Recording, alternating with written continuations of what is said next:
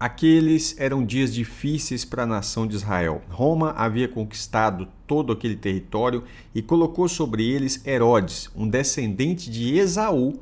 Sim, ele era edomita, para governar os judeus.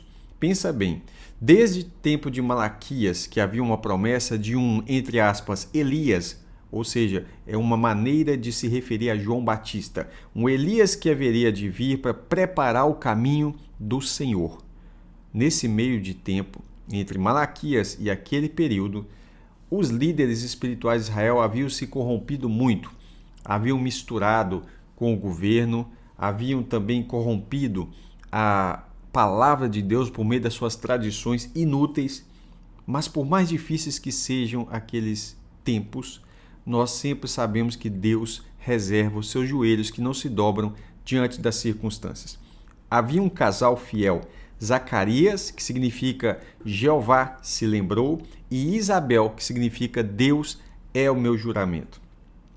Esse casal é um casal onde a Bíblia fala que eles eram justos. Sim, eles eram irrepreensíveis.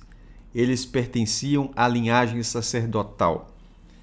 Nesse tempo, você vai observar que Zacarias e Isabel, eles, além de obedecerem à palavra de Deus, eles faziam parte de um grupo específico de pessoas que estavam dedicados na esperança da vinda do Messias.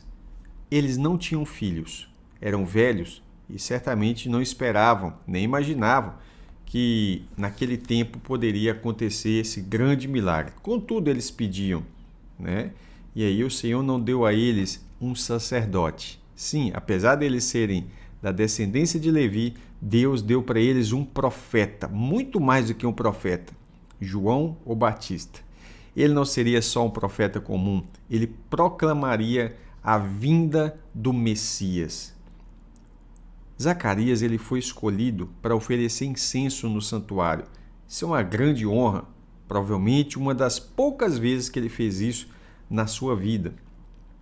O que significa o incenso? Significa oração. Você vai observar que nesse momento em que ele estava orando, aparece um anjo e começa a falar com Zacarias. Quem é ele? Gabriel.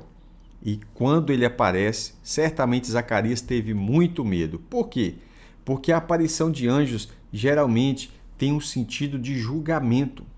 Mas o anjo diz, não temas. Essa expressão é repetida várias vezes no Evangelho de Lucas e em toda a palavra de Deus.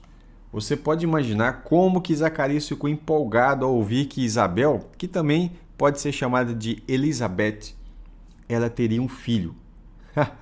Que alegria! Gabriel instrui para que ele seja chamado João.